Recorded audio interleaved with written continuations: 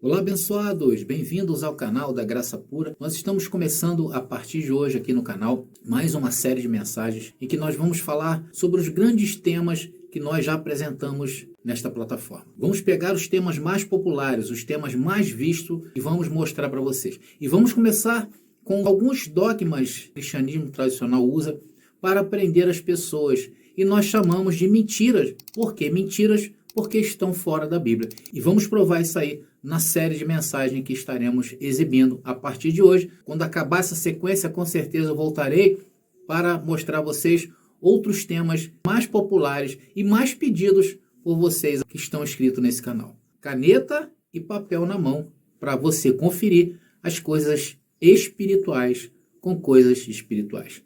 Graça e paz, e veja até o fim.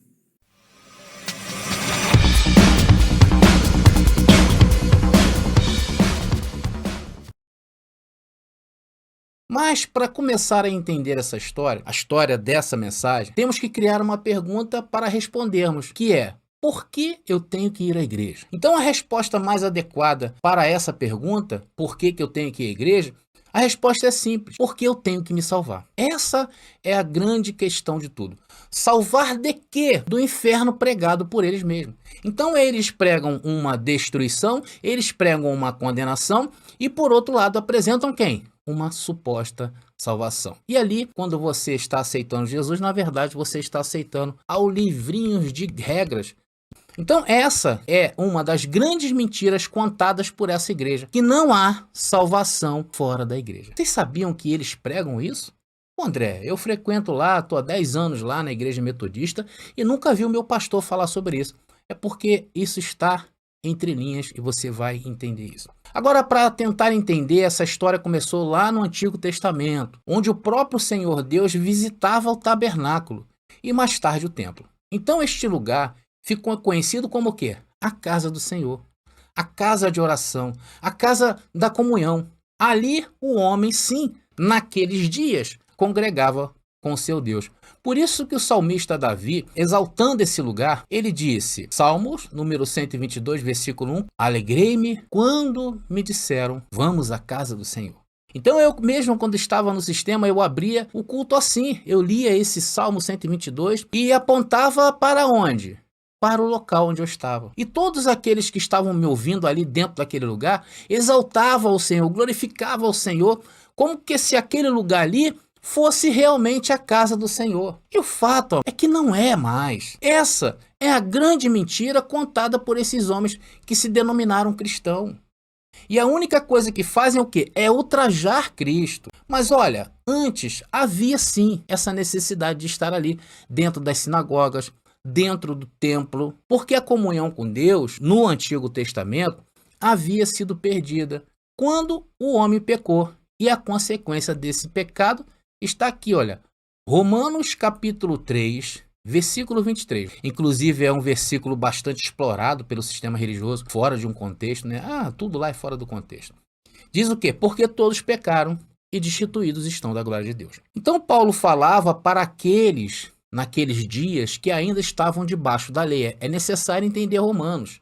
Os primeiros capítulos de Romanos mostra a decadência moral do homem no que tange ao período da queda do homem, em Adão, até Cristo. Depois de Cristo, na cruz, morto e ressurreto, o tempo virou, o tempo mudou. É isso que essa falsa igreja não entende.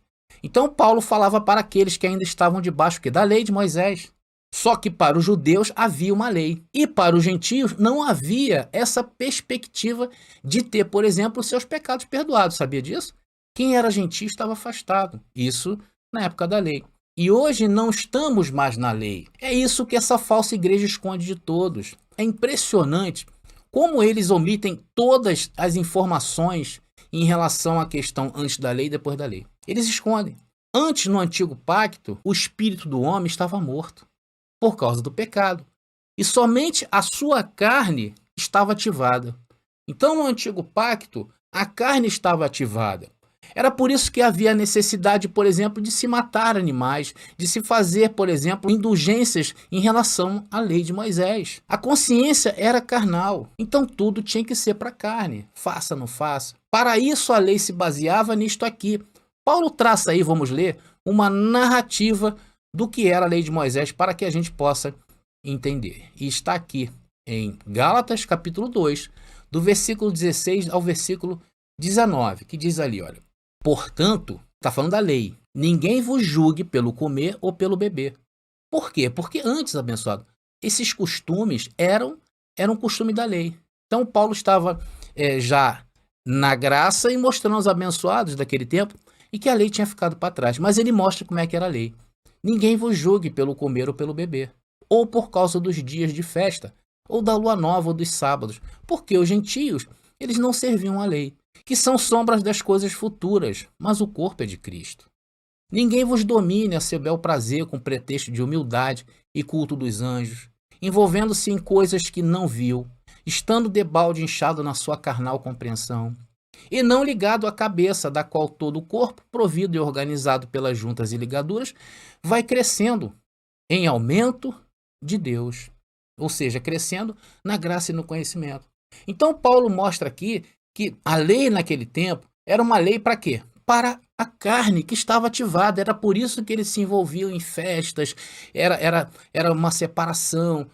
Não podia comer isso, carne sufocada, não podia no sábado trabalhar, enfim, todas essas indulgências da lei de Moisés.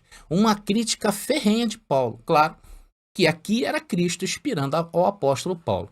E ele continua nos versos seguintes, que eu vou colocar aqui para a gente acompanhar o raciocínio do apóstolo Paulo, ou seja, Cristo inspirando, que diz: se pois estáis mortos com Cristo, agora Paulo fala a crítica, quanto aos rudimentos do mundo, por que vos carregam ainda de ordenanças?